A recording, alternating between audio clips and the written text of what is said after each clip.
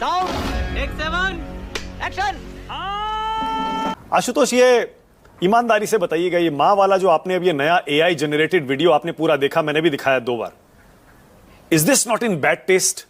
खराब नहीं लगा ये देख के आशुतोष? इस पर हम पहले भी चर्चा कर चुके हैं, इस मुद्दे पर, जब पीएम को मां की गाली दी जी, गई।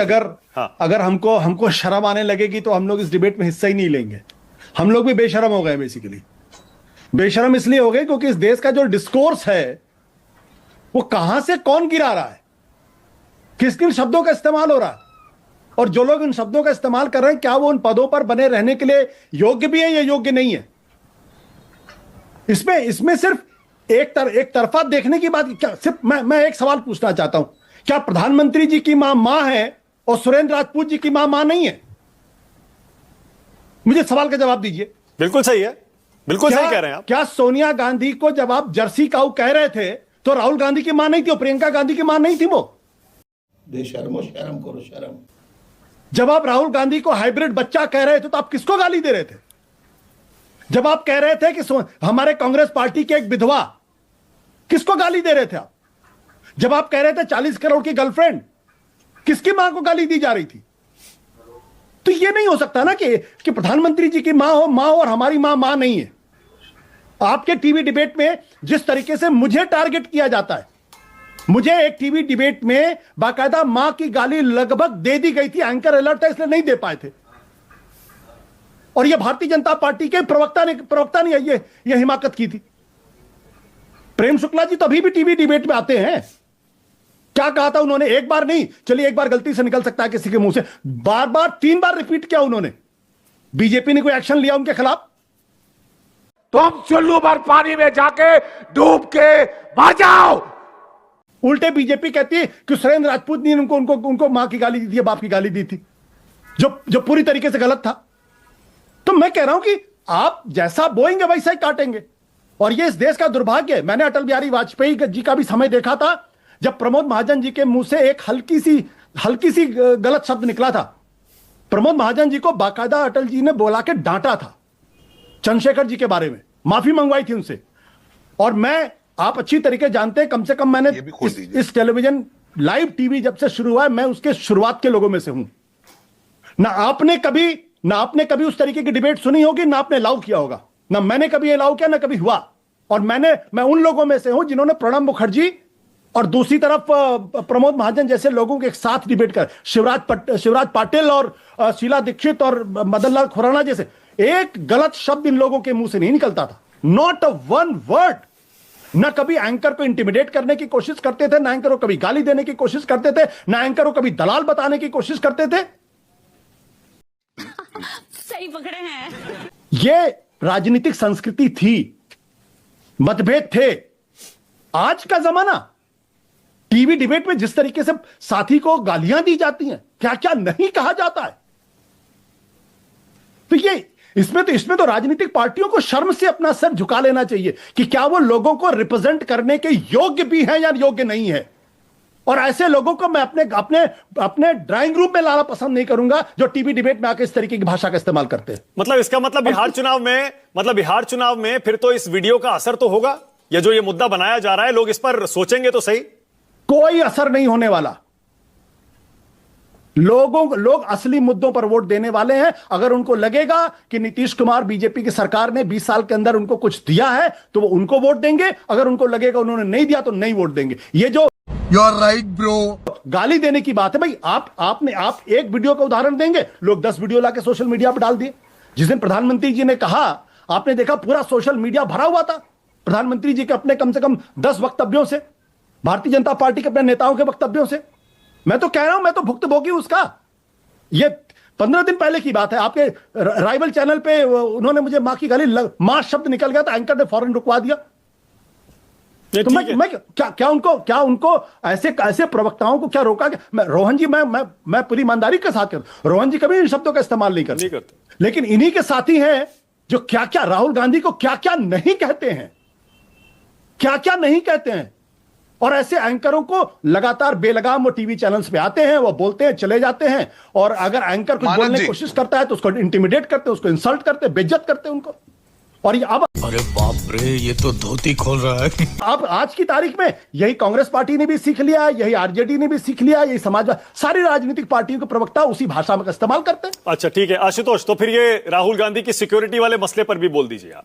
मैं देखिए और ईमानदारी से कहिएगा, ये बिना बताए सिक्योरिटी कवर तोड़कर कहीं भी कभी भी चले जाना, क्या ये सही है? मैं देखिए विक्रम सिंह जी हैं, हम लोगों के सीनियर भी रहे और सिक्योरिटी से जुड़े रहे, डीजीपी रहे, इसलिए मुझसे बेहतर जानते हैं। मेरा स्पष्ट तौर पे मानना है, जिस दिन राहुल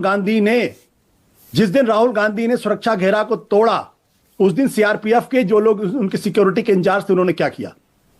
क्या उन्होंने हाईएस्ट लेवल पे इसको रेज किया या रेज नहीं किया? क्या उन्होंने राहुल गांधी से स्पष्ट तौर पर बैठ के बात किया, बात नहीं की? सिक्योरिटी सीआरपीएफ ये कह के नहीं बच सकती चिट्ठी लिख के कि भाई वो तो हमारी बात नहीं मानते। That is not there protocol.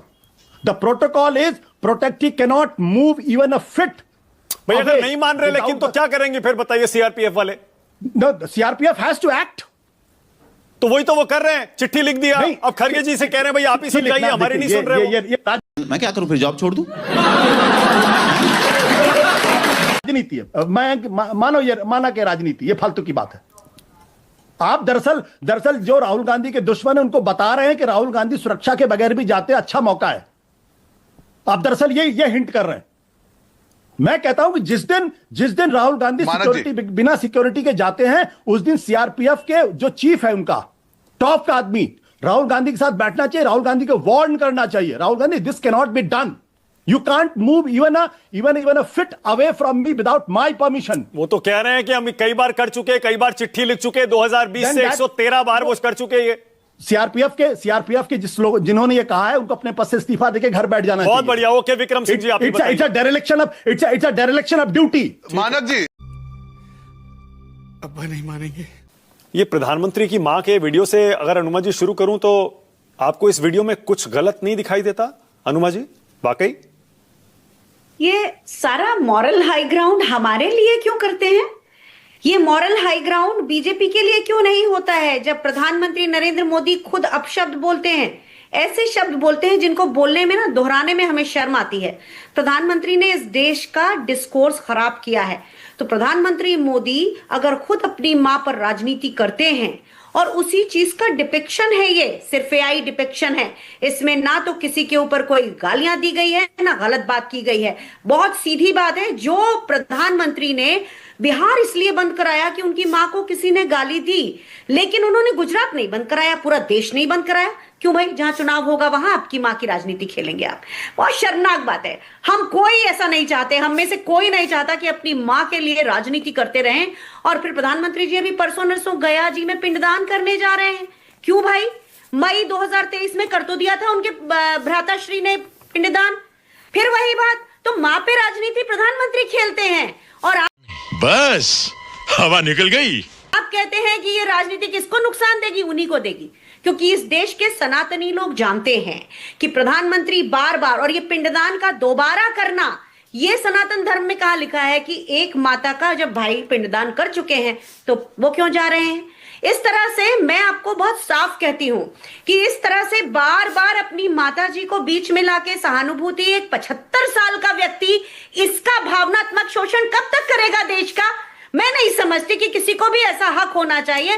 Rahul Gandhi ji की मां को इतने बार कहा गया, वो कभी रोते हैं या बिसूरते हैं? प्रधानमंत्री जी जब देखो जब वहां पे आके लोगों को कहने लगते हैं, ऐसे प्रधानमंत्री के ऊपर कौन भरोसा करेगा जो आज भी पहलगाम की उन माओं का न्याय नहीं कर पाए हैं। आज पहलगाम का मुद्दा पीछे चला गया है, आज हम क्रिकेट खेलने जाने वाले हैं और उस पर सरकार को कोई शर्म नहीं आ रही है। कितनी माओं का अपमान कर रहे हैं। अच्छा अनुमा जी तुम्हें शर्म है? कुछ शर्म आया है? बीजेपी को सहन करना ही पड़ेगा। अनुमा जी एक सेकंड।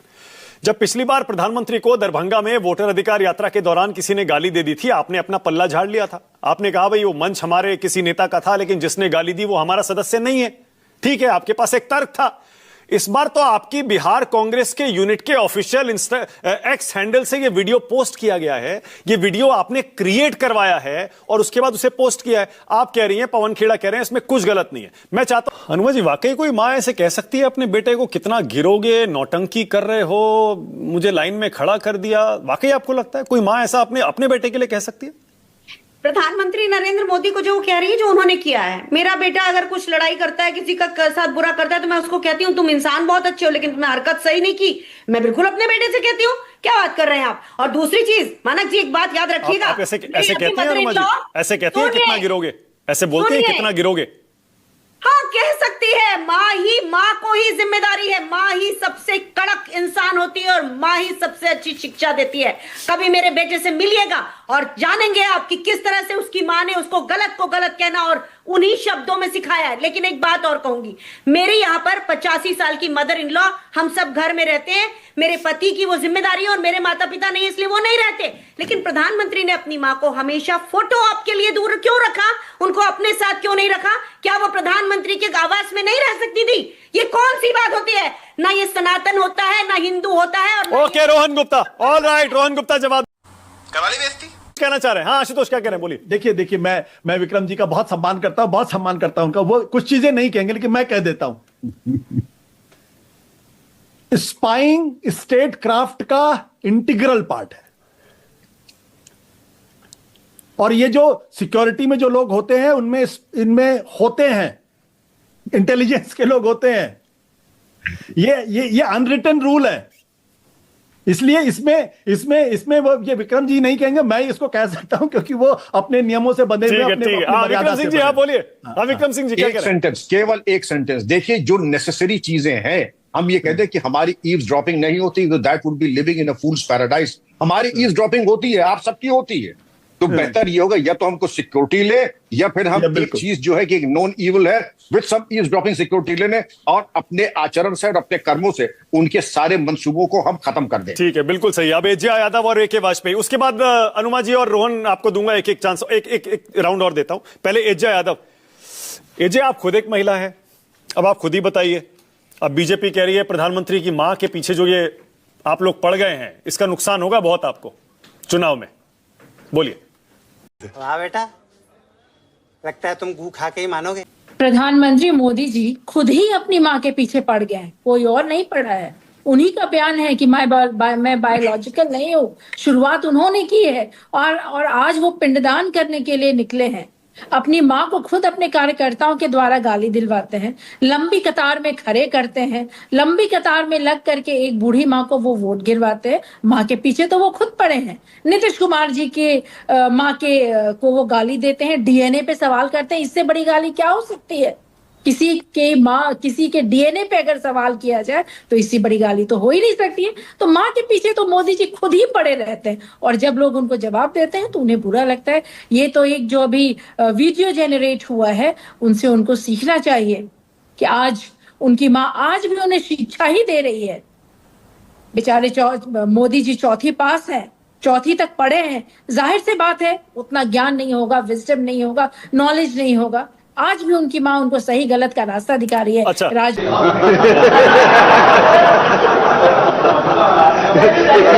राजनीति अपनी जगह, माँ का सम्मान अपनी जगह, ये बात तो सही है। अच्छा, माँ का इस्तेमाल वो राजनीति में कर रहे हैं। आज उनकी माँ 2-2.5 साल पहले मरी, और आज बिहार के चुनाव के 2 माह पहले उनको याद आता है कि गया में जाकर के मैं पिंडदान करूं अपनी माँ का। माँ की राजनीतिकरण तो मोदी जी खुद कर रहे हैं। सवाल उनसे पूछना चाहिए, बीजेपी के प्रवक्ताओं से पूछना चाहिए, क्या कोई व्यक्ति राजनीतिकरण के लिए अपनी मरी हुई माँ का राजनीतिकरण कर सकता है? ये मोदी जी कर रहे हैं। ठीक है। अच्छा, ये भी बता दीजिए फिर, राहुल गांधी की अगर जासूसी हो रही है, क्या तेजस्वी यादव की भी जासूसी होती है क्या? तेजस्वी प्रसाद यादव जी को तो लगातार प्रताड़ित किया जाता है, कभी ED, कभी CBI। हर वो नहीं, मैं सिक्योरिटी कवर की बात कर रहा हूं। सिक्योरिटी वाले जासूसी करते हैं क्या? देखिए, तेजस्वी प्रसाद यादव जी वो जानते हैं कब क्या करना है, कब नहीं करना है। और अगर बीजेपी वाले चाहे तो कुछ भी करवा सकते हैं। बीजेपी पे किसको विश्वास है? जब वो EDI और CBI और सभी सरकारी ऑर्गेनाइजेशंस का दुरुपयोग कर सकते हैं, गलत अपने फेवर में इस्तेमाल कर सकते हैं, तो वो कब क्या करेंगे? आज ये चिट्ठियां राहुल गांधी की लीक हुई है, क्या इसमें उनका गृह मंत्रालय का हाथ नहीं है? वाजपेयी जी पहले वीडियो पर, कितने तेजस्वी लोग हैं हमारे पास, कितने शानदार विचार रखते हैं जी। खत्म, bye bye, tata, goodbye, गया।